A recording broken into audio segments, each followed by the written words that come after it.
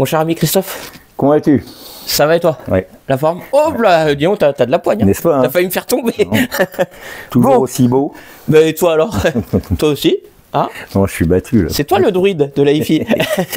Ah, Et là, tu vas nous présenter un beau produit aujourd'hui. oui, alors après les enceintes haut de gamme LTC, on va changer un petit peu de type de produit. On va revenir sur quelque chose de Oui. plus modeste. Ouais, quoique, petites enceintes qui coûtaient assez cher hein, quand elles sont sorties en 1977-78. Ouais. Voilà.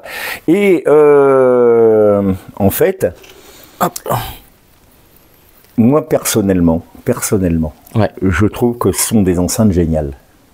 Moi aussi, figure-toi. Ouais, on va les présenter un petit peu en détail, mais Ouais. bon voilà. Donc, j'ai eu, ce sont les enceintes PSI, modèle quadrature. Voilà. C'est-à-dire c'est la deuxième série de ce type d'enceinte. Ouais. La première s'appelait la B110, Mhm. et dans la B110, il y avait simplement deux boomers, je crois que c'était des WFR12 de chez Audax, Ouais. voilà, sans tweeter.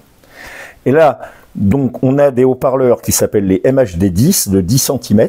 Mhm. Donc, il y en a un devant, un derrière. Je peux le montrer. Ah ouais, voilà. Voilà. Attends, comme ça. Et donc, un petit tweeter qui est le TW74, un petit moteur Audax. Voilà. Alors, j'ai eu quelques tuyaux sur la marque parce que j'ai eu l'occasion de côtoyer quelqu'un qui avait en quelque sorte participé à l'élaboration de ces enceintes. D'accord, Voilà. ouais. Et donc avec leur fameux tuyau, C'est ouais, c'est voilà, très particulier. Hein. duquel elles tirent leur appellation parois souple intégrale. Voilà. Parce que là, on n'est pas sur... Et à ressort, voilà. c'est un matériau particulier. Hein. Oui, alors je crois que c'est une gaine de climatisation. Et Ouais. alors, est-ce une légende, est-ce vrai, est-ce... Voilà. Paraît-il qu'il y aurait eu à peu près 200 essais de matériaux qui auraient Ouais. été faits avant de trouver le bon matériau. Ah oui, déjà, ouais, deux. Voilà. Parce qu'en fait, cette gaine, ben, c'est un résonateur. Ouais, ouais. Et pratiquement, moi j'appelle pratiquement ça un haut-parleur passif. Voilà, c'est un passif. Ah ouais. Ouais, je pense que ça s'assimile au système passif. Parce Voilà. que les deux haut-parleurs sont actifs. Voilà, les deux haut-parleurs sont actifs et pour prendre le relais dans les fréquences inférieures, Ouais. il y a ce tuyau, voilà, comme Ouais. ça, qui résonne Ouais. et qui est un petit peu, je pense, En fait, un haut-parleur passif. le son descend et revient. Alors non, le son descend dans le tuyau et Parce qu'en là, bas, il n'y a ici, pas de non. basse réflexe en non, bas. non, et là, ça résonne aussi à l'intérieur de l'enceinte. Oui, voilà, parce c'est- que normalement, elle est fermée. Ouais, c'est un peu plus. Non, non, c'est pas. C'est une question. enfin, il y a de un fermer. cache. Elle est ouverte là, il y a un cache, mais Oui, ça voilà. résonne aussi là où c'est fermé. Ouais. Ici comme ça. D'accord. Voilà. ouais. Ok. Donc c'est plus complexe qu'il n'y paraît comme système. C'est très élaboré, je trouve. Voilà. En plus de ça, le matériau, il a une texture particulière. Ça Ouais, fait ouais. un peu caoutchouté, mais je pense que c'est du PVC. Mm. Et je le trouve assez inerte. Et ça va se répercuter en Ouais. fait sur le son. Ouais. Hein, comme on le verra tout à l'heure. Ouais. Voilà, donc deux petits haut-parleurs, les MHD10. Ouais. Voilà. Et ils ont été remaniés. C'est-à-dire que c'est pas le modèle strictement standard de chez Audax d'origine. D'accord. ouais. On voit qu'il y a eu 3 incisions qui ont été faites Des griffes sur le de chat. cache-noyau là. Ça doit être des petites fentes de décompression Ouais. pour le noyau à l'intérieur. Et surtout, et ça je n'ai pas percé le mystère, il y a un 3e fil Ouais. qui passe comme ça sur la membrane et qui repart vers le bornier qui a l'air de venir de l'intérieur. Alors je ne sais pas ce que c'est, je me renseignerai. J'ai pris quelques photos. C'est assez bizarroïde. Elles sont Voilà. assez intrigantes, ces enceintes, hein, quand même. Voilà, elles sont très intrigantes. Voilà. Donc de fines colonnes, hein, ça doit faire environ 20 cm par 17-18 et 20 cm en profondeur. Voilà. Ouais, ouais. Puis un bon mètre de haut, hein, quand même, je pense 1,5 m ou quelque chose comme ça. Bah, moi, vu Voilà. que je fais 1m25, oui, Ouais, on doit voilà. être dans les clous. Belle qualité de fabrication, Ouais. beau plaquage, Très, très beau. ouais. monté sur pointe. Voilà. Des borniers qui ne sont pas comme à l'époque de simples prises DIN. Là, on a déjà des borniers à vis qui acceptent des bananes. Ouais. Comme on le voit à l'intérieur un petit peu ici, câblage de qualité.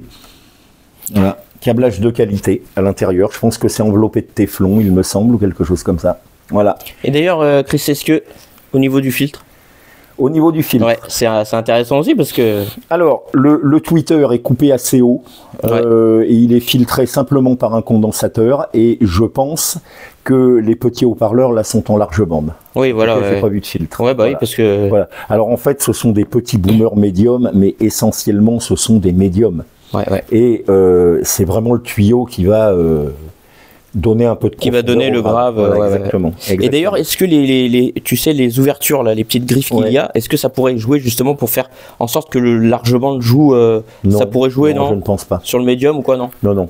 C'est juste un cache-noyau Non, c'est pas un cache-noyau, ça fait décompression, peut-être que ça refroidit le noyau, quelque chose comme ça, mais non, ça va pas jouer. Voilà. Ok. Voilà. Donc, et ben après, qu'est-ce que ça donne au niveau son? C'est la surprise. Oui, voilà. Très bon médium. Ouais. Déjà avec des très belles voix, le médium est très juste, les aigus sont là. Et ce qui est surtout étonnant, bah, c'est le grave. Bah oui, aussi, vu la forme. Bah ouais, parce que du grave, il y en a. Bah, vu la forme et la taille des haut-parleurs. Hein. Bah ouais, mais grâce à... Oui, voilà, du grave, il y en a. Il est très mat, il est très neutre. Il n'y a aucune résonance de type boomy, comme c'est des fois le cas avec les passifs. Ouais. Là, pas du tout. Ouais. Et si on place bien les enceintes et qu'on se place bien par rapport aux enceintes, il y a un vrai grave. Et puis on peut avoir des très bons résultats sur tout le spectre. Il y a un vrai grave. Il y a un vrai grave. Ouais. Donc voilà, donc des enceintes très étonnantes qui avaient rencontré un certain succès, je crois, dans un salon de la hi-fi en Allemagne, à Berlin, je crois, ou quelque chose comme ça, où on faisait la queue pour venir les écouter. Ouais. Voilà. Pardon. Et quelques mots aussi sur la société et Eh bien, la société produisait aussi, et ça on pourra les présenter, d'autres modèles plus petits mais tout à fait étonnants. Un modèle qui s'appelle, je crois, la Keops. PSI Keops. Ouais, qui a la forme d'un obélisque. Ouais. Voilà. Et un autre modèle dont j'ai oublié la référence que j'ai, qui a la forme d'un obélisque aussi, mais tronqué en haut. D'accord. Voilà. Mais c'est des petites bibliothèques. C'est plus petit. Alors dedans, il y a juste un seul petit large bande et un tweeter. Ouais. Qui sont montés, enfin qui est monté en omnidirectionnel, le son sort vers le haut. Ouais. Et il y a toujours le fameux tuyau. D'accord. Voilà.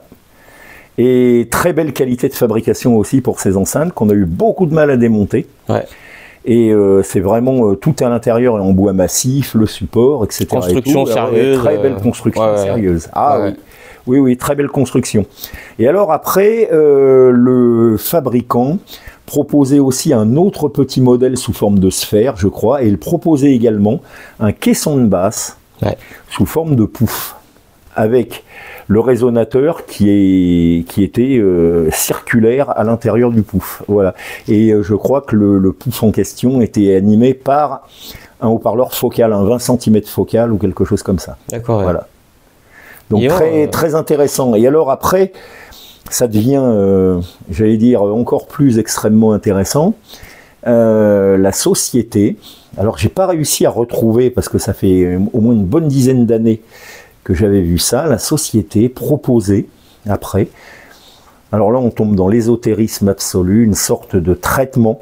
Ouais. On amenait par exemple un lecteur de CD ou un ampli, le monsieur, donc le propriétaire de la société, mettait l'ampli ou le lecteur CD ou l'élément dans un sac et il pulvérisait une sorte de gaz dedans et soi-disant que ça éliminait, c'était un traitement anti-mist. Alors c'était, je ne sais même pas ce que c'est. Donc voilà. Genre tu fais un prout dans le sac et... Voilà, exactement. C'est la même chose. Et donc... c'est étrange. Il y avait encore quelque chose de plus étrange. Ouais. Il avait sorti un appareil, alors là, extrêmement curieux, pour détendre l'atmosphère. Ah oui. Oui, et paraît-il que ça permettait d'écouter la musique de manière plus détendue. Donc c'est assez étonnant. Non. Voilà. Alors justement, on a tendance à penser que... C'est étrange. Bon, il est un peu barré, voilà, que bon, voilà.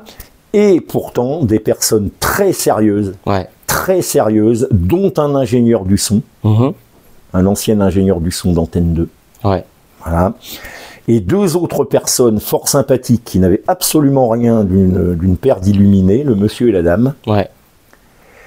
Et m'ont certifié que ça fonctionnait.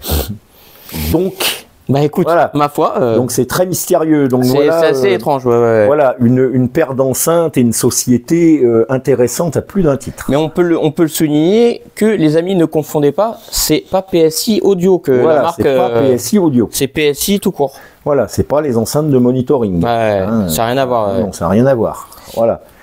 Mais un beau petit produit qui, à coup sûr, mérite une rénovation. Ouais.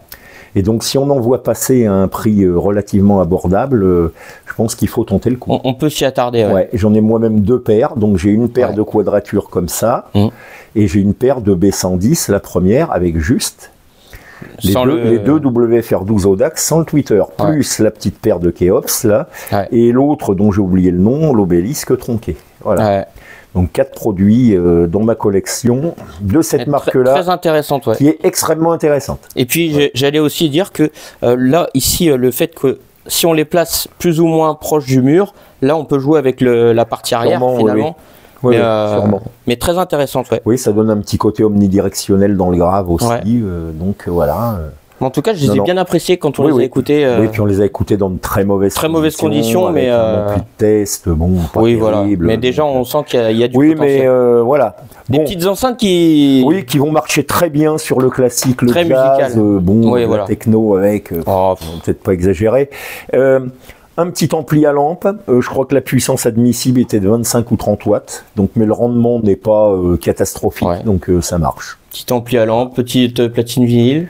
Ouais. Puis voilà. Et donc je pense que oui, on a un petit jazz, une enceinte qui est à la fois très intéressante, très originale. Ouais. Voilà, pour finalement pas très cher. Et je dirais que ça fait partie de l'histoire de l'audio en France. Ouais, voilà. Et ça, pour moi, c'est important. Qui n'a pas été trop connu en fait. Il faut que les produits aient une histoire. Ouais, c'est très important. Ça m'intéresse pas. Voilà. T'as une bonne vision aussi de l'AFI, mon cher Chris. Ah, c'est vrai. Hein. Voilà. C'est intéressant. Les amis.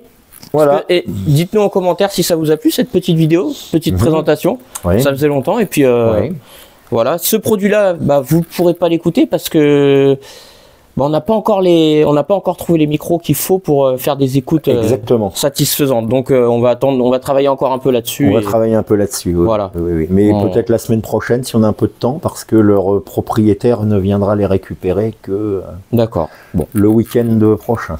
Bon, peut-être une petite écoute alors. On verra ça. Oui, on va les brancher quand même sur un système un peu plus digne de son. Ça, voilà. Mais ça devrait bien donner. Oui, mais enfin, en général, tous les gens qui les ont écoutés, même sur mon ancienne version, là, la B110, ont été étonnés de ce bazar-là. Il y en a même qui ont voulu se lancer dans leur construction. Oui, parce que c'est pas commun. Oui, et je dois avouer moi-même que je me laisserais bien aller à quelques essais. Je laisserais bien tenter aussi. Plus gros et peut-être une petite modification sur le tuyau. Justement, Guy, les bons tuyaux. Voilà. Est-ce que tu penserais que le concept n'a pas été repris depuis? Je ne pense pas. Je ne pense pas. Parce que des fois, il y a des concepts qui reviennent un petit peu au goût du jour, tu vois, et peut-être que il y a un brevet qui avait été déposé là-dessus, donc je pense qu'on ne peut pas le réutiliser à des fins commerciales, voilà. Mais personnel, pour s'amuser, oui. Et voir ce qu'on peut en tirer. Faire des petits tests. Oui. C'est intéressant, do it yourself, Okay. Je pense qu'avec 2 haut-parleurs de 20 cm à la place des 10 cm, une colonne un peu plus grande, peut-être un peu plus haute, peut-être faire une 3 voies, ça pourrait faire un projet extrêmement intéressant. Peu commun. Oui. Merci mon Chris. Voilà, mais de rien. Les amis. Voilà. Eh bien, on vous dit à bientôt. À une prochaine fois. Prenez soin de vous. Voilà. Allez, ciao, ciao.